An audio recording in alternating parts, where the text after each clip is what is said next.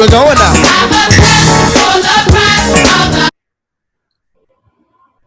Good evening, everybody, and welcome to the second season of Talking with Pastor.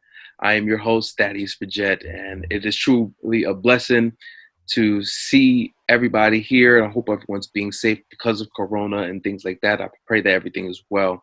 My guest this evening is a renowned man of God who has deeply been impactful to his community, impactful to people that are around him, and he's just a true man of God who's on a mission to just doing what the Lord thus has called him to do. So I would like to present to some people and introduce to others our Reverend Dr. J. Loren Russell.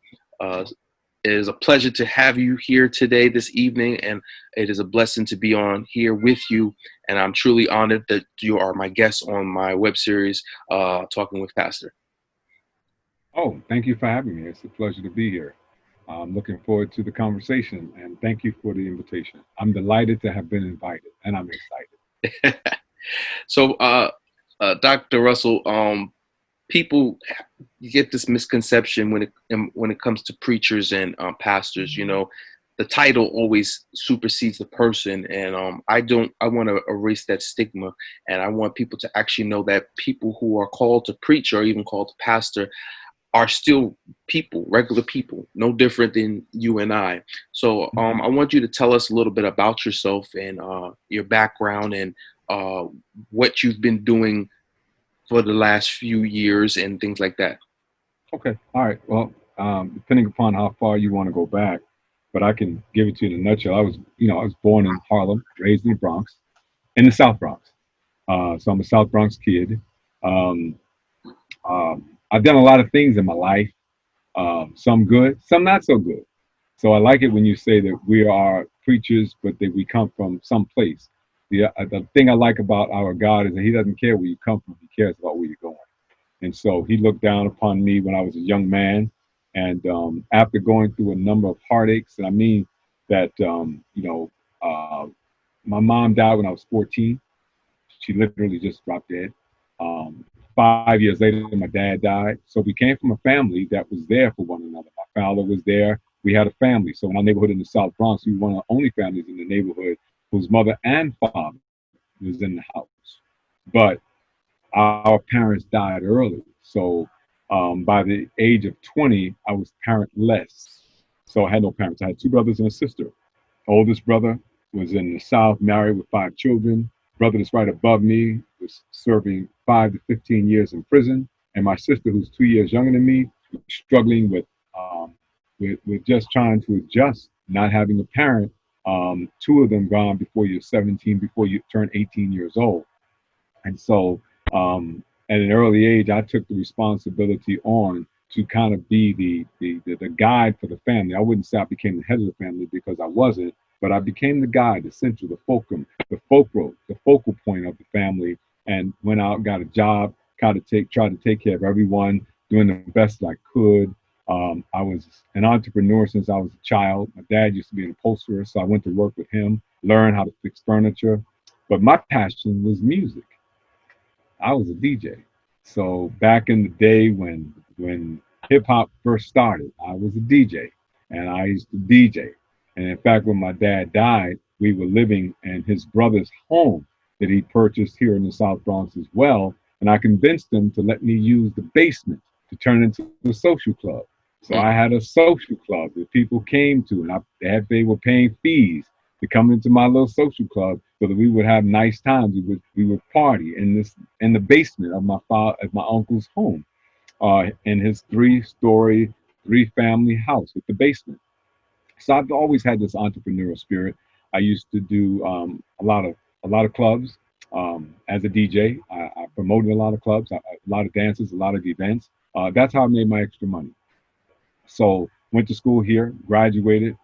Matter of fact, I graduated from school right around the corner from where your mom pastors a church, Bethel Baptist Church, right on Cortland Avenue. I actually graduated from a school right around the corner called Alfred E. Smith, which is right between Cortland and Morris Avenue. And I was an auto mechanic, so I took a trade. So I'm a Bronx kid. Went to Lehman College. When my dad died, I was at Lehman College. I left and I took a job at Manhattan State Psychiatric Center. So I was a safety officer, which is a police and fireman for the state of New York. And then I became a therapist aide, working directly with the patients as a nurse's aide for people who had mental illness.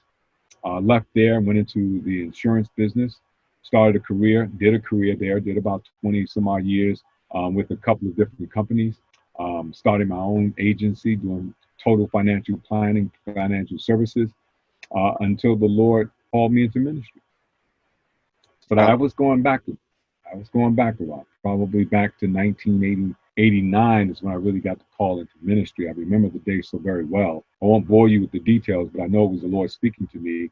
And I started doing something with my office. I took all of the services that we offered and I began to tailor them to work with the church, pastors and churches and congregations to help them to do financial planning and financial services so that they wouldn't experience what I experienced as a child. My parents dying and we having no money.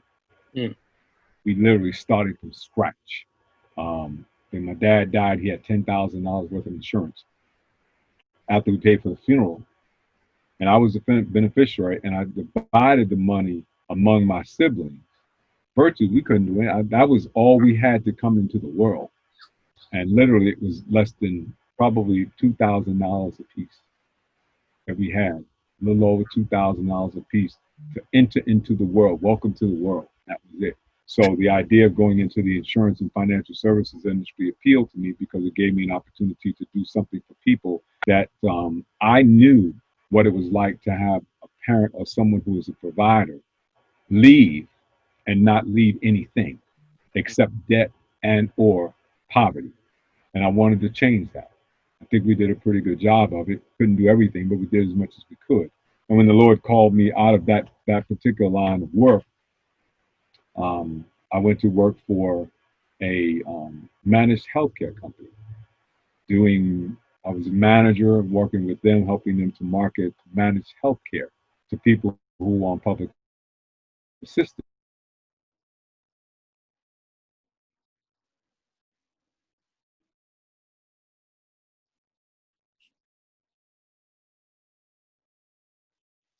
And there was nothing special. I wasn't. I didn't even graduate from college because I told you I left when my dad died. So it wasn't the education. It wasn't any of those things. The doctorate and all of that stuff comes later, but that wasn't who I was. That was someone I wanted to be. I always liked DJing, and I always wanted to be a radio DJ. So I worked on my diction and my speaking and my voice and all of that because I wanted to do that. I didn't want to necessarily play records. I was doing that because you could make a living doing it. I was smart. I was wise enough to understand that, but I wanted to make sure that I was able to articulate, speak, because I wanted to convey a message. And in order to do that, you had to speak well. And so I worked at it. I worked at it very, very hard.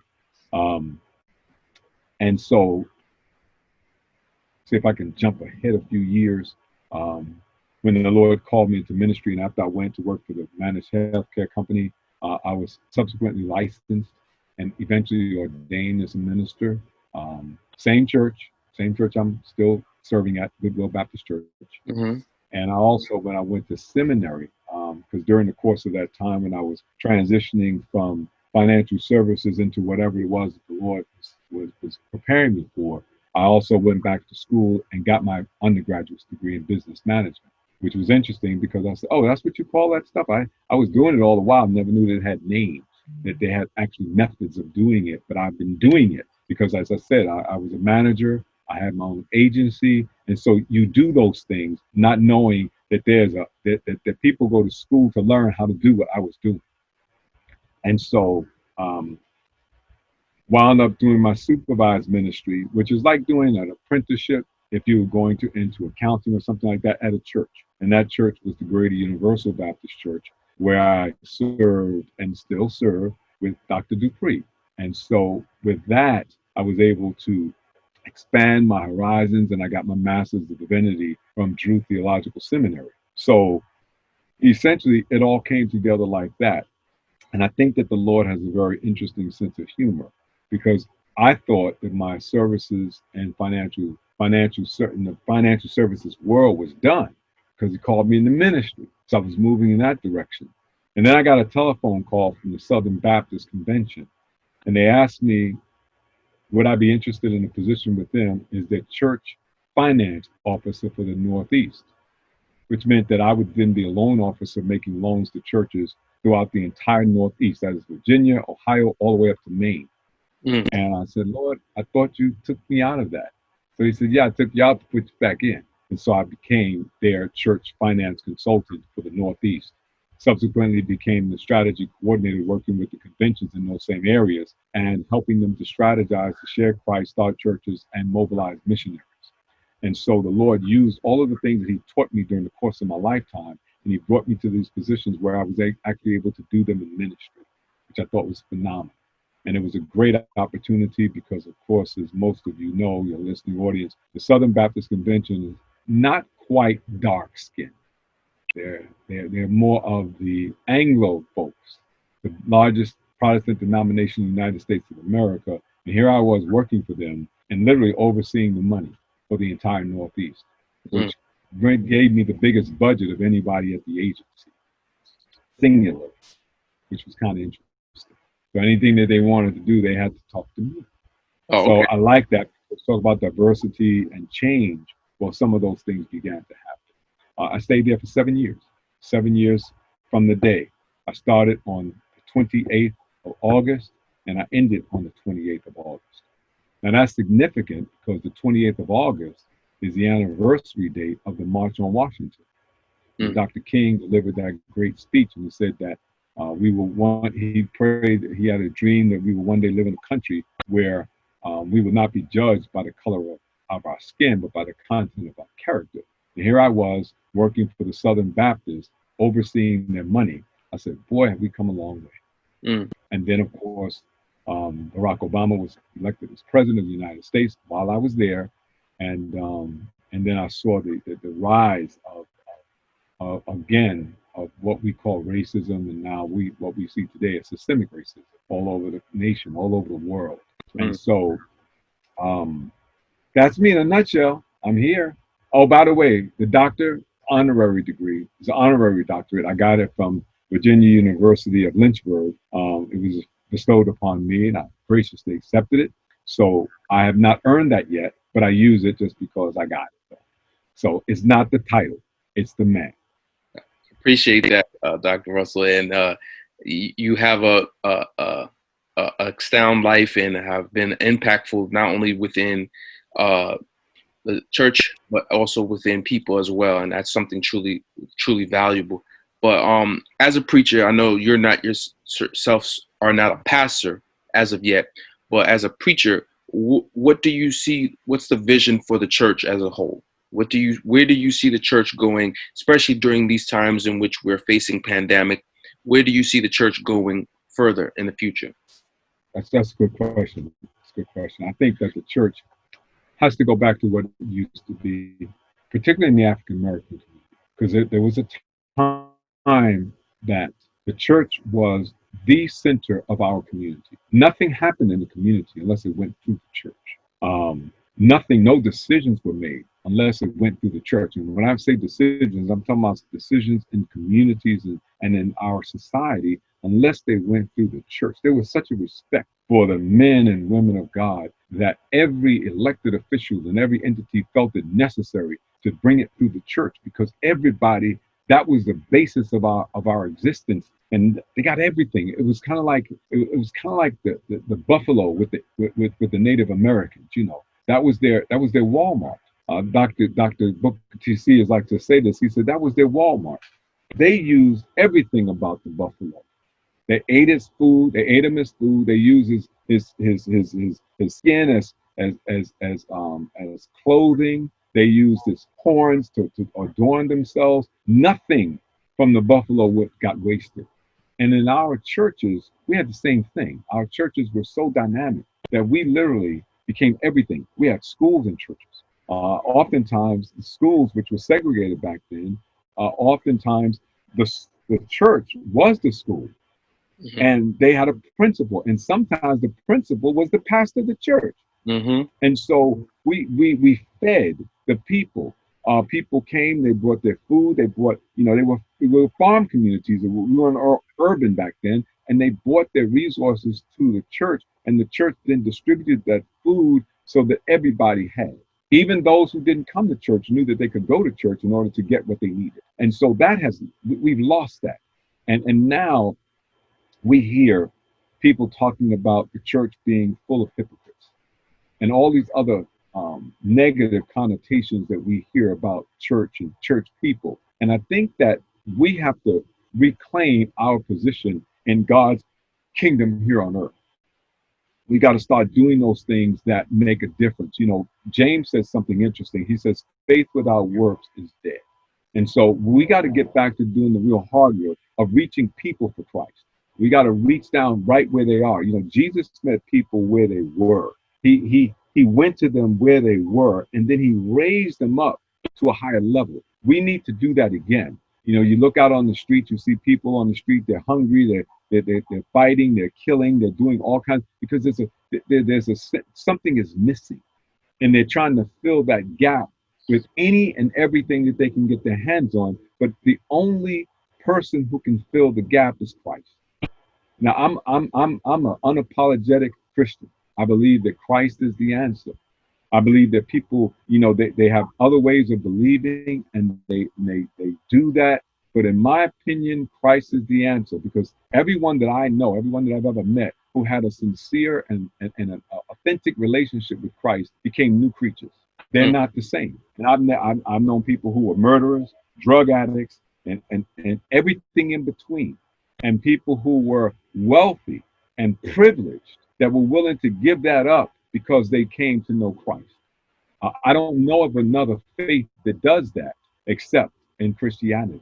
Um, so we need to get back to that which takes care of the needs of the people so that the people can see that this blessing has come from a higher source. So what does that mean? That means all hands need to be on deck. Whatever your skill, whatever your talent, whatever you can do, you need to bring that to the table. Just like the apostles did when they were first selected, they brought all of their things and they laid them at the apostles' feet for distribution so that everybody would be able to share. And in the pandemic of this COVID pandemic, as well as the systemic racism and the things that we're demanding as a consequence of that systemic racism, the laws that are being changed and everything else. Listen, we haven't even begun to see the impact, the financial impact of what COVID-19 is going to do to us. We're at the tip of it, because at the tip, we see the changing budgets. We see that the federal government is looking to do another bailout. We see that the budget for New York City is being slashed and being cut. Well, we're not feeling it just yet. But when we begin to feel it, everybody's going to be affected. And I don't care how much money you have. I don't care how much property you own. I don't care what you do. None of that will matter, because everybody will be trying to survive. Mm. We haven't seen the likes of this since the Great Depression, or even, when Black people came out of slavery. What do you do? How do you get by? How do you live? I don't know how to do that. We're going to have to figure this thing out. And all hands need to be on deck. So whatever you can bring to the table, you got to bring it. And it's got to start in the church. It's got to start with the people who trust, believe, and love the Lord. And we got to stop playing church. We got a lot of people, we play church. We come to church every Sunday, but the church ain't in us. Not everybody, but many. And we're not sincere about our relationship with the Lord. And so we don't do anything outside of the hours that we go to church at 9 o'clock, perhaps, to go to our Sunday school or spiritual enrichment. So the time that we get out at 12 or 1 o'clock in the afternoon, that's our experience with God. But the experience with God has got to extend on Monday to the people in your community, to the people in your society, the people in your circles of influence. And it has to go from Monday all the way over to Saturday and Sunday afternoon. It might be your family, it might be your friends, it might be your neighbors, but you've got to begin to reach out and let them know, touch them with the hand of God, because he uses our hands to do his work. So that's what I think the church has got to begin to do, is to really bring all of their resources to the table. truly admire that, Dr. Russell, for that, because yes, you are right. The church is a pillar in the community, which means they have to take uh, a position in being able to help aid and assist anybody, whether it be education or spiritual growth. And I truly believe that. But also, just let us know the church you belong to, the church hours at your church, if even if you're having church, because I know a lot of churches are having Zoom. I don't know if you're in your building as of yet, but let us know where your church is located, where you are one of the associate pastors, and enlighten us about where your church is going forward. That's a good point. I'm actually at two churches. I mentioned them both already. Goodwill Baptist Church is my home church. We have a spiritual and so like an enrichment hour. I'm gonna pull it up. And I'm gonna pull it up because I haven't really been attending. And the reason I haven't been attending is because I have been helping out another church as they go through the process of selecting and finding their pastor.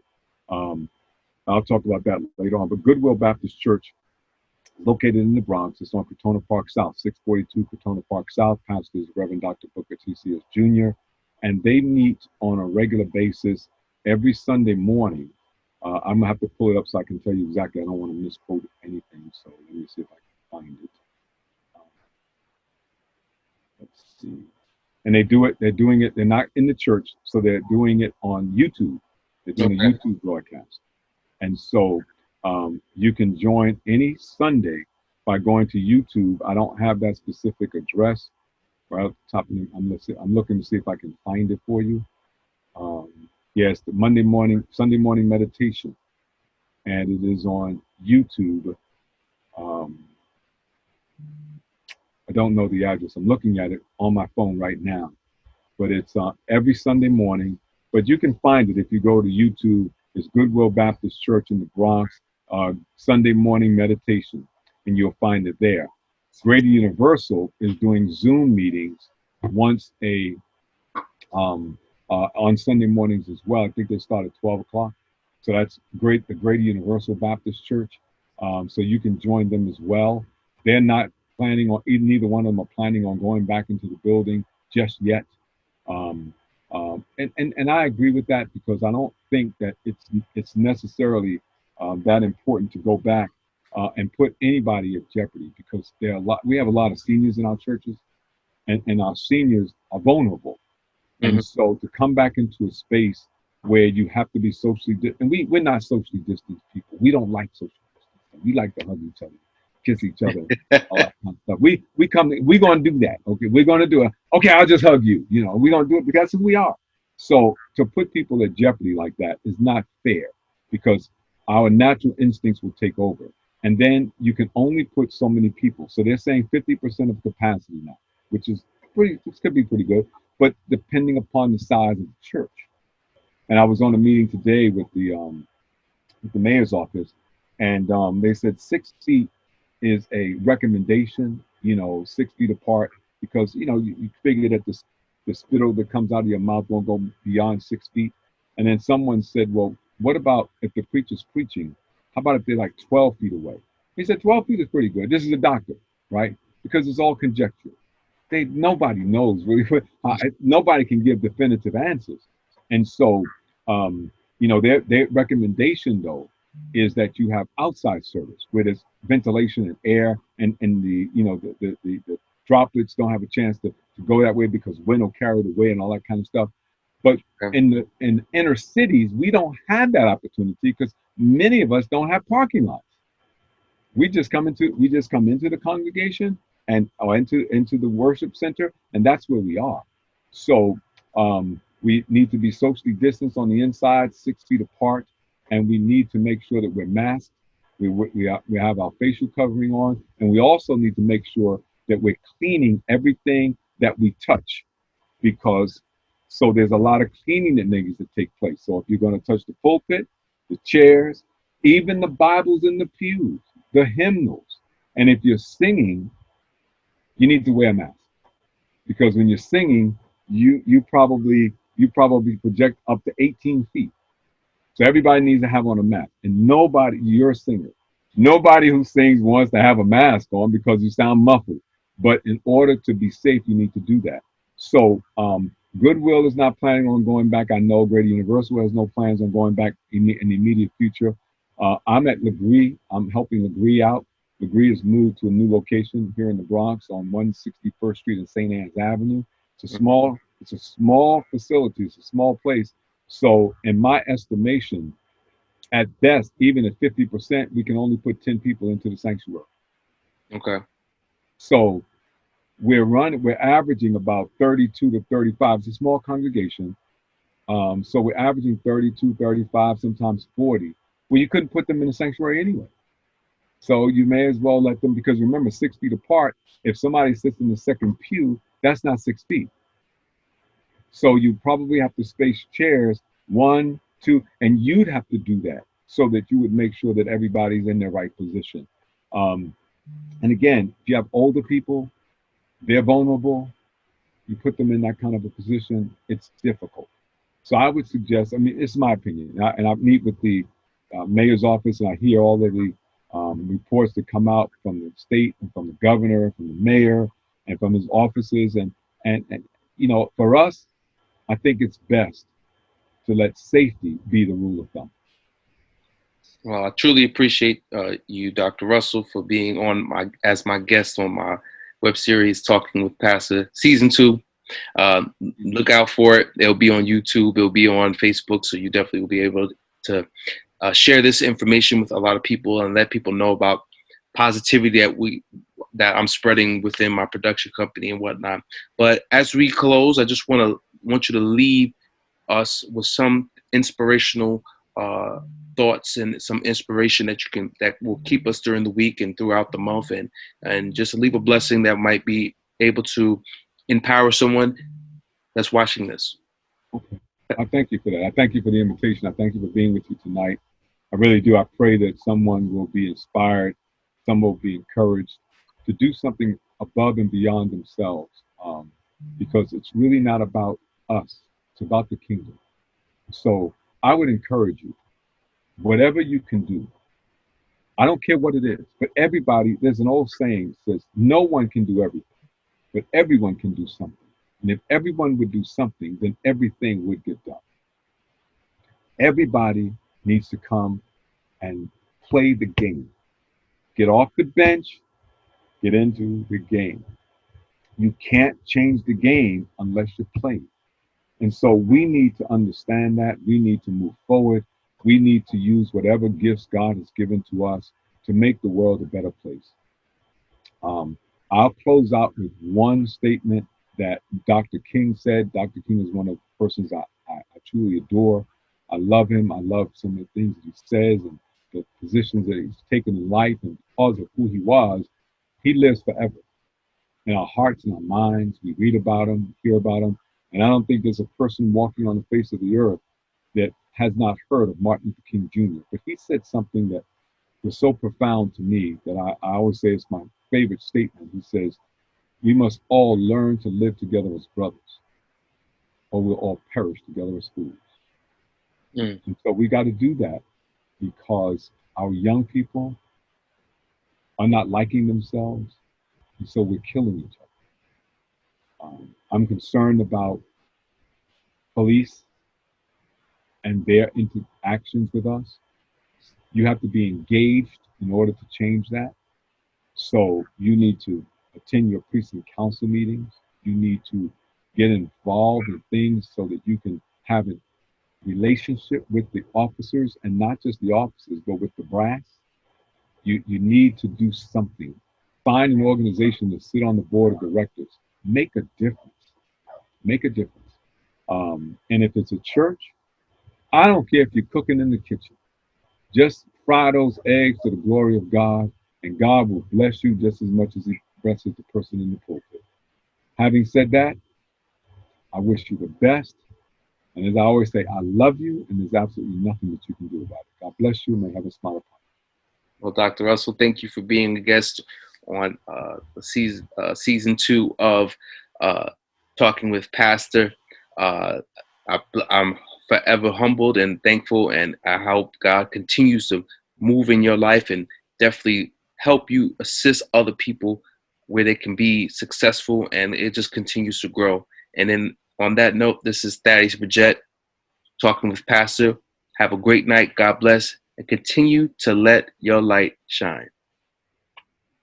Bless you, my brother.